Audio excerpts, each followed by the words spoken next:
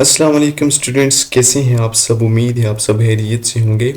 तो आज का जो हमारा लेक्चर नंबर 2 है, ठीक है, जिसमें हम जो क्लास 9 फिज़िक्स है उसके जो कॉम्प्रिहेंसिव क्वेश्चन हैं, जो क्वेश्चन नंबर 3, 4 और 5, ये आज हम लोग डिस्कस करेंगे। Comprehensive question number 3, 4 and 5। तो चलिए डिस्कस करते हैं। सबसे पहले क्वेश्चन नंबर 3 है, what are physical quantities, distinguish between base and derived physical quantities. कि हमारे पास फिजिकल क्वांटिटीज क्या हैं जो डिस्टिंग्विश करें आप बेस क्वांटिटीज और डिराइव्ड क्वांटिटीज के अंदर, ठीक है। कि बेस क्वांटिटीज क्या है, उसके बाद डिराइव्ड क्वांटिटीज क्या है, इन दोनों के अंदर आप फर्क बताएं, ठीक है। तो जो बेस क्वांटिटीज और डिराइव्ड क्वांटिटीज हैं, ये असल में फिजिकल क्वांटिटीज की टाइप्स हैं। सबसे पहले हम देखेंगे फिजिकल क्वांटिटीज क्या है। तो physical quantities all those quantities which can be measured are called physical quantities. ऐसी तमाम क्वांटिटीज जिनको हम मेजर कर सकते हैं उनको हम फिजिकल क्वांटिटीज कहते हैं। एग्जाम्पल हमारे पास है length, mass, time, density and temperature etcetera are the physical quantities. Length किस तरह फिजिकल क्वांटिटीज है। लेंथ को हम मेजर कर सकते हैं मीटर में, ठीक है।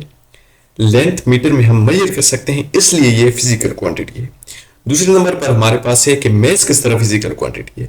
मेस को हम किलोग्राम में मेजर कर सकते हैं, इसलिए ये फिजिकल क्वांटिटी है। टाइम किस तरह फिजिकल क्वांटिटी है। टाइम को हम सेकंड में मेजर कर सकते हैं, इसलिए फिजिकल क्वांटिटी है। डेंसिटी को किस तरह मेजर कर सकते हैं। डेंसिटी असल में एक्चुअल में जो डेंसिटी है ना, वो मेस पर यूनिट वॉल्यूम है। मेस और वॉल्यूम की रेशियो डेंसिटी है, ठीक है। तो मेस की यूनिट आती है किलोग्राम, वॉल्यूम की यूनिट है क्यूबिक मीटर। तो किलोग्राम पर क्यूबिक मीटर में हम डेंसिटी को मेजर कर सकते हैं, इसलिए ये फिजिकल क्वांटिटी है। टेम्परेचर को हम केल्विन में मेजर कर सकते हैं, क्योंकि उसकी बेस यूनिट है, उसको हम टेम्परेचर को केल्विन में मेजर कर सकते हैं, इसलिए टेम्परेचर भी फिजिकल क्वांटिटी है। अब हम देखेंगे कि difference between base and derived physical quantities क्या है, ठीक है। तो बेस क्वांटिटीज एक साइड पे लिखते हैं, डिराइव्ड क्वांटिटीज दूसरी साइड पे, इनके दरमियान डिस्टिंग्विश कर लेते हैं, ठीक है। तीन बेसिक फर्क में आपको इनके दरमियान फर्क है, तीन बेसिक, वो मैं आपको बताऊंगा। अब बेस क्वांटिटीज क्या है। Minimum number of physical quantities selected and their units are defined and standardized such that in terms of these all other physical quantities can be expressed are called base quantities। Student, जो base quantities है ना, ये ऐसी quantities हैं जो minimum in number है, ठीक है। ये सिर्फ 7 है नंबर में, ठीक है। ये फिक्स है 7 क्वांटिटीज, जो सिस्टम इंटरनेशनल ने मैंने आपको बताया था फर्स्ट लेक्चर में। अगर आप लोगों ने नहीं देखा तो आप जाकर उनको देख लें, ठीक है। इसका लिंक भी मैं आखिर में दे दूंगा वीडियो के आखिर में, वहां आप जाकर देख सकते हैं, ठीक है। ये ऐसी minimum number of physical quantities होती हैं जो कि सिलेक्टेड होती हैं, और इनकी जो यूनिट्स होती हैं, ठीक है, इनकी जो यूनिट्स होती हैं वो डिफाइंड भी होती हैं और स्टैंडर्डाइज होती हैं, ठीक है। यानी कि डिफाइंड की हुई होती हैं सबसे पहले, ठीक है, कि 1 मीटर कितना होगा, ठीक है। जिस तरह एक जो किलोग्राम है वो कितना होगा, ठीक है। इसी तरह स्टैंडर्डाइज की होती है, ठीक है, स्टैंडर्ड बनाए हुए होते हैं उनको। Such that in terms of these all other physical quantities can be expressed are called base quantities। ये ऐसी क्वांटिटीज होती हैं जो कि मिनिमम इन नंबर होती हैं, और ये डिफाइंड होती हैं और स्टैंडर्डाइज्ड होती हैं, और इनकी टर्म में हम ऑल अदर जो दूसरी फिजिकल क्वांटिटीज हैं उनको डिफाइन करते हैं, यानी कि उनको हम डिराइव कर सकते हैं इनके जरिए, ठीक है। अब डिराइव्ड क्वांटिटीज क्या हैं। The physical quantities defined in terms of base quantities are called derived quantities। derived quantities ऐसी physical quantities हैं जिनको हम define करते हैं in terms of base quantities। base quantities की term में हम जो physical quantity, ठीक है, उनको अगर हम define कर सकते हैं तो वो derived quantity, क्योंकि derived quantities base quantities से मिलकर बनती हैं, इसलिए हम define भी करेंगे derived quantity को, तो base quantities की term में define करेंगे। अब देखो दूसरा हमारे पास जो डिफरेंस है ना, वो ये है कि ये नंबर में कितनी है, ठीक है, कि बेस क्वांटिटीज नंबर में कितनी है और डिराइव्ड क्वांटिटीज नंबर में कितनी है। तो दीज आर 7 इन नंबर। जो बेस क्वांटिटीज है ये मैंने आपको बताया कि ये फिक्स है, ठीक है। ये 7 इन नंबर है, या मिनिमम इन नंबर है, ठीक है। ये थोड़ी है और फिक्स है, ठीक है, और ये 7 इन नंबर है। जबकि derived quantity these are infinite, इनकी कोई हद नहीं, ठीक है। इनको आप जितना डिराइव करें फिजिक्स में जाकर, ठीक है, जो भी आप डिराइव करें क्वांटिटी वो आप डिराइव कर सकते हैं, और इनफाइनाइट है, ठीक है। इनकी कोई भी हद नहीं है, इतनी ज्यादा है कि ये इनफाइनाइट है, ठीक है। हैविंग नो फिक्स नंबर, इनका कोई भी फिक्स नंबर नहीं है, ओके। तीसरे नंबर पर हमारे पास जो बेसिक इनके दरमियान डिफरेंस है वो ये है कि इनकी एग्जाम्पल क्या है, ठीक है, एग्जाम्पल्स। तो जो हमारे पास 7 बेस क्वांटिटीज हैं वो ये हैं, ठीक है। इनकी एग्जांपल में आप लोगों ने लिख देना है। Length, mass, time, electric current, temperature, amount of substance and intensity of light. These are 7 base quantities. Okay. और जो एग्जाम्पल है डिराइव क्वांटिटीज वो क्या है, वो ये है कि स्पीड, ठीक है, मीटर पर सेकंड, एरिया, ठीक है, length cross length, volume, length cross width cross height होते हैं, ठीक है, डेंसिटीज, मास पर यूनिट वॉल्यूम को डेंसिटीज कहते हैं, वर्क क्या होते हैं, वर्क होता है कि फोर्स और जो डिस्प्लेसमेंट का डॉट प्रोडक्ट होता है उसको हम वर्क कहते हैं, और जो मोमेंटम है हमारे पास वो मास और वेलोसिटी का प्रोडक्ट होता है, ठीक है। तो ये एग्जांपल्स हैं और एटसेट्रा, ठीक है। इसके आगे आप जितनी एग्जांपल लेना चाहते हैं आप डिराइव क्वांटिटी में इनकी एग्जांपल दे सकते हैं, ठीक है। तो ये एग्जांपल है डिराइव क्वांटिटीज की कुछ।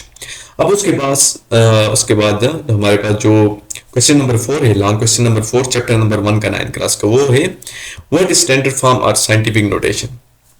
साइंटिफिक नोटेशन क्या है, ये इसको स्टैंडर्ड फॉर्म भी कहते हैं, ठीक है, कि ये क्या है, ठीक है।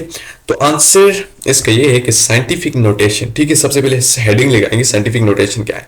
तो इसकी डेफिनेशन ये है कि scientific notation is a way of writing number. सबसे पहले तो ये आप समझ लें कि ये एक ऐसा वे ऑफ राइटिंग नंबर है, ठीक है। इसमें हम जो नंबर्स होते हैं उनको हम राइट करते हैं that are too big or too small to be easily written in decimal form, ठीक है। ये एक ऐसा वे ऑफ राइटिंग नंबर है। फिजिक्स में हम अक्सर ऐसे नंबर के साथ डील करते हैं जो कि बहुत ज्यादा बड़े बड़े होते हैं, ठीक है। जिस तरह मेस ऑफ अर्थ हो गया, मेस ऑफ मून हो गया, रेडियस ऑफ अर्थ हो गया, रेडियस ऑफ मून हो गया, या किसी और प्लैनेट का जो रेडियस या मेस हो गया, ठीक है।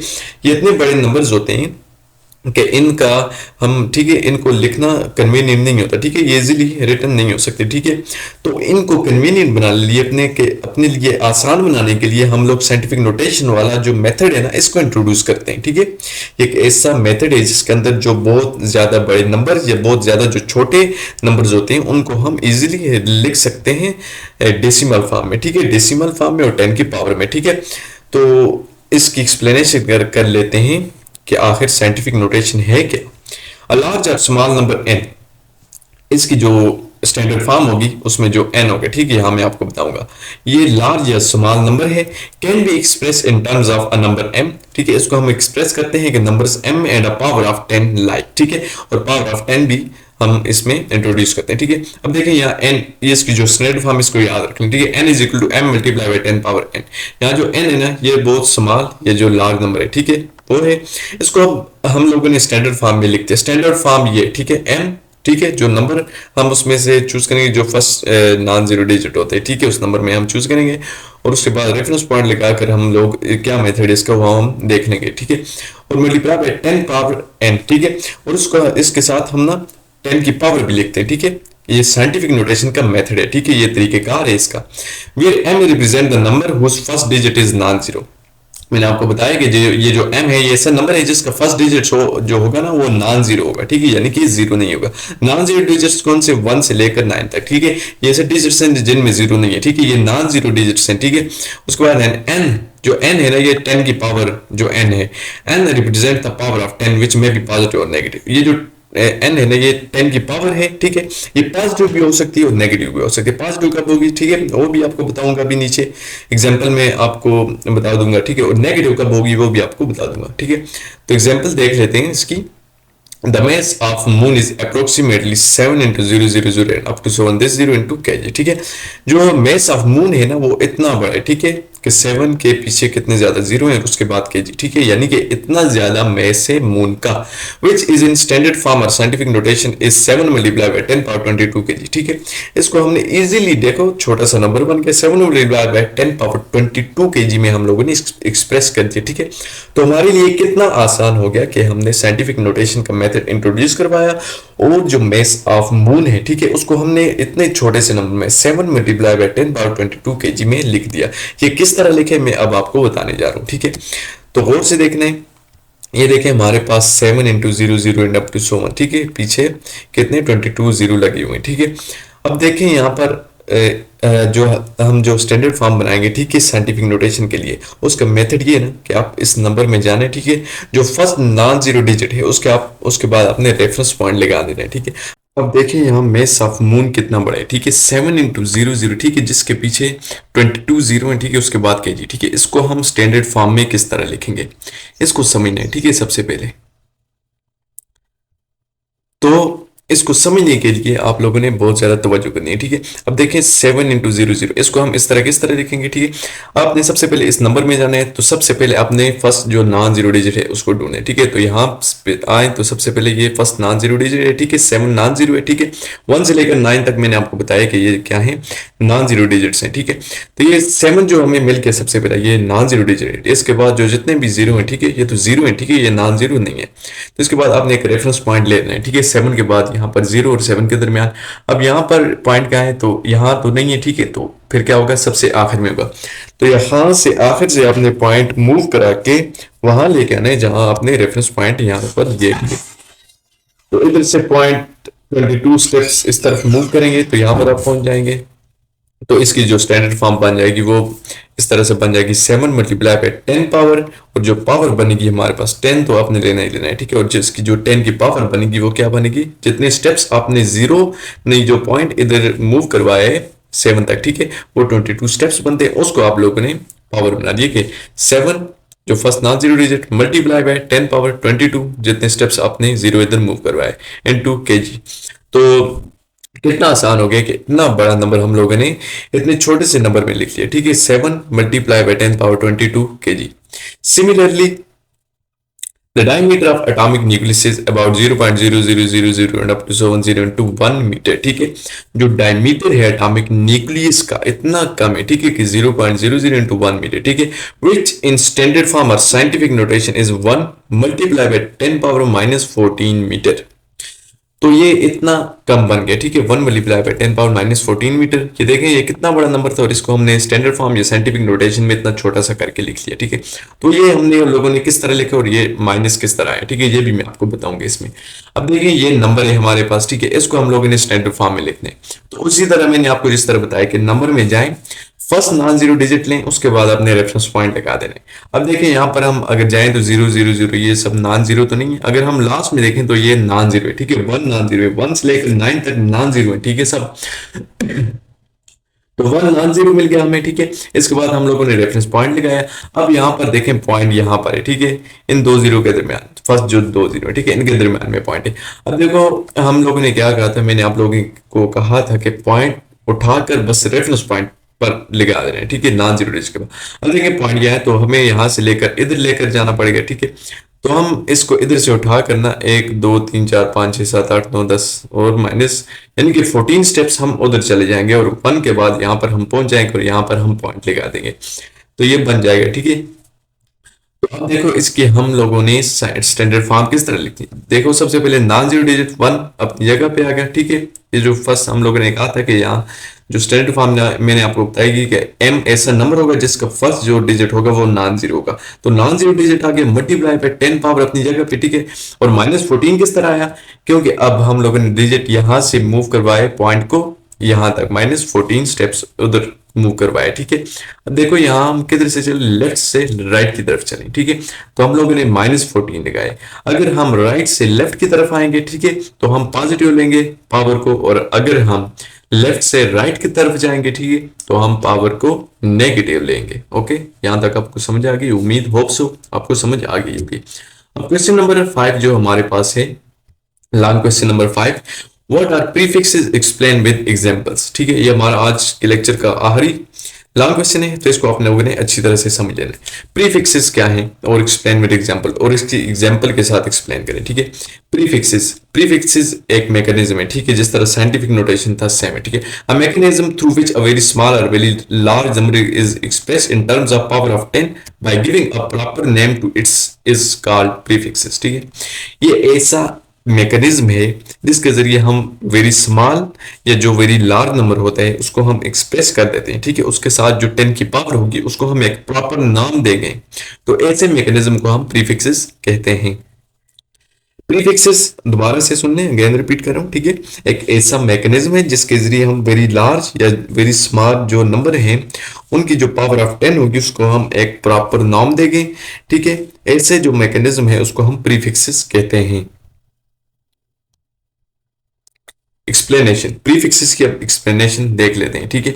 Prefixes are used before a standard unit to show how much larger और smaller the given physical quantity is as compare to the standard unit of that quantity. Okay, जो हमारे पास प्रीफिक्सेस हैं ना, वो हम यूज करते हैं बिफोर स्टैंडर्ड यूनिट। जो हमारे पास स्टैंडर्ड यूनिट होती है उससे पहले हम प्रीफिक्सेस को यूज करते हैं, ये शो करने के लिए कि वो जो गिवन फिजिकल क्वांटिटी है उस स्टैंडर्ड यूनिट से कितनी लार्जर या कितनी स्मॉलर है। तो इसका एक फायदा तो ये, ठीक है, prefixes are use before a standard unit. ठीक है, आपने एक बात ये याद रखनी कि इसको हम स्टैंडर्ड यूनिट से पहले इस्तेमाल करते हैं to show that how much larger और smaller the given physical quantity is as compared to the standard unit of that quantity. जो स्टैंडर्ड यूनिट है उस क्वांटिटी के लिए उससे वो क्वांटिटी कितनी बड़ी है या कितनी छोटी है, इसको शो करने के लिए हम प्रीफिक्सेस का भी इस्तेमाल करते हैं। ठीक है, दूसरे जो इसका क्या है, prefixes make standard form to be written even more easily. जो प्रीफिक्सेस है ना उसके जरिए जो स्टैंडर्ड फॉर्म है वो इवन के मोर इजीली स्टैंडर्ड फॉर्म बन जाती है। ठीक है, बहुत ही आसान बन जाती है। ठीक है, large numbers are simply written in more convenient prefix with units. जो लार्ज नंबर होते हैं ना या जो वेरी स्मॉल नंबर होते हैं उनको हम प्रीफिक्सेस के जरिए मोस्ट कन्वीनियंट तरीके से हम लिख सकते हैं। इसका एक फायदा ये भी है। अब इसकी एग्जांपल देख लेते हैं कि प्रीफिक्सेस की एग्जांपल्स क्या हैं, कितने तरह के प्रीफिक्सेस हैं। ठीक है, उनको भी हम लोग यहाँ पर डिस्कस करेंगे। ओके, अब इसकी एग्जांपल है the thickness of a paper can be written conveniently in smaller units of millimetre instead of metre. Okay, अब देखें, मैंने आपको बताया था कि लेंथ की जो एसआई बेस यूनिट है, ठीक है, वो तो मीटर है। लेकिन जब हम जो बहुत स्मॉल थिकनेस होती है, ठीक है, जिस तरह आप पेपर की थिकनेस को देखते हैं, उसकी अगर आप उसकी लेंथ मेजर करना चाहते हैं, ठीक है, जो थिकनेस है, ठीक है, उसकी थिकनेस को मेजर करना चाहते हैं, क्योंकि थिकनेस भी क्या है, एक लेंथ है। ठीक है, उसको अगर आप मेजर करना चाहते हैं तो उसको आप मीटर में तो नहीं लिख सकते क्योंकि बहुत स्मॉल आएगी। ठीक है, उसको आप मिलीमीटर में मोर कन्वीनियंटली लिख सकते हैं। किस तरह मैं आपको बता रहा हूँ। ठीक है, similarly the long distance between two cities may be expressed better in a biggest unit of distance. ठीक है, इसी तरह जो बहुत बड़ी सिटीज होती हैं, ठीक है, जो एक दूसरे से बहुत बड़े फासले पर हों, तो उसको आप किस में ज्यादा अच्छी तरह से लिख सकते हैं, किलोमीटर में। ठीक है, मीटर तो स्टैंडर्ड यूनिट है लेकिन उसके लिए उसको एक्सप्रेस करना, ठीक है, मीटर में हमारे लिए बहुत मुश्किल हो जाता है, इसलिए हम किलोमीटर का इस्तेमाल कर सकते हैं। ठीक है, असल में जो किलो है ना ये भी प्रीफिक्सेस है, और जो मिली है, मीटर के पीछे जो मिली है ये भी प्रीफिक्सेस है। ठीक है, और जो किलोमीटर है उसमें हम जो बहुत बड़ा डिस्टेंस होगा उसको हम मोर कन्वीनियंटली लिख सकते हैं। ठीक है, a useful set of prefixes are given in the table.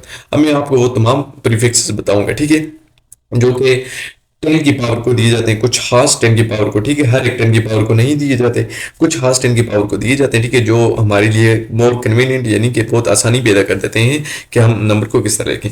तो सबसे पहले यहाँ से ऊपर जाएंगे, ठीक है, इधर से फिर इधर से नीचे आएंगे। ठीक है, मैं आपको बता रहा हूँ।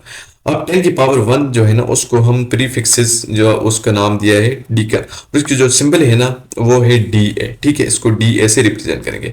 जो 10 की पावर 2 है ना उसको नाम दिया गया है प्रीफिक्सेस में हेक्टो, और उसकी सिंबल है कैपिटल एच। ओके, जो 10 की पावर 3 है वो किलो, और उसको कैपिटल के का दिया गया है नाम। ठीक है, 10 पावर 6 को मेगा यानी कि इसको आप मिलियन भी कह सकते हैं। ठीक है, और इसकी जो सिंबल है वो है एम। ठीक है, 10 पावर 9 इसको गीगा, और इसको आप बिलियन भी कह सकते हैं। ठीक है, इसको जो सिंबल इसकी है ना वो कैपिटल जी है। उसके बाद 10 पावर 12 इसको टेरा प्रीफिक्सेस के जरिए रिप्रेजेंट करते हैं। ठीक है, उसकी सिंबल कैपिटल टी है। उसके बाद हमारे पास है 10 पावर 15 को पीटा प्रीफिक्स दिया गया है। ठीक है, और इसको पी से रिप्रेजेंट करते हैं। ठीक है, इसकी सिंबल है 10 पावर 18 को एग्जा। ठीक है, और इसकी जो सिंबल है ना वो ई है। उसके बाद हमारे पास आता है 10 पावर -1 को जो प्रीफिक्स दिया गया है। ठीक है, इधर 10 पावर 1 को डी का, तो यहाँ पर 10 पावर यानी कि इसके अपोजिट हम देखेंगे। ठीक है, 10 पावर -1 को डेसी। ठीक है, उसके सिंबल स्मॉल डी है। ठीक है, उसके बाद 10 पावर -2 है, इसको सेंटी, और इसको स्मॉल सी से रिप्रेजेंट करें। 10 पावर -3 मिली, और इसको स्मॉल एन से, और 10 पावर -6 उसको माइक्रो म्यू से रिप्रेजेंट करते हैं। ठीक है, 10 पावर -9 इसको नैनो कहते हैं। ठीक है, प्रीफिक्स में, और इसको स्मॉल एन से रिप्रेजेंट करते हैं। 10 पावर -12 को पीको और स्मॉल पी से, 10 पावर -15 को फेम्टो और स्मॉल एफ से, और 10 पावर -18 को ऑटो और इसको स्मॉल ए से रिप्रेजेंट करते हैं। तो स्टूडेंट ये था हमारा आज का लेक्चर। ठीक है, जिसमें हम लोगों ने क्लास 9 के जो 3 क्वेश्चन थे, ठीक है, जो क्वेश्चन नंबर 3, 4 और 5, इसको आज हम लोगों ने डिस्कस किया। अगर आपको कोई भी कंफ्यूजन हो या क्वेश्चन हो तो आप कमेंट सेक्शन में जरूर पूछ सकते हैं, और हमारे इस चैनल को सब्सक्राइब करना मत भूलें, क्योंकि इसके जरिए आपको इस तरह के लेक्चर मिलते रहेंगे। अल्लाह हाफिज।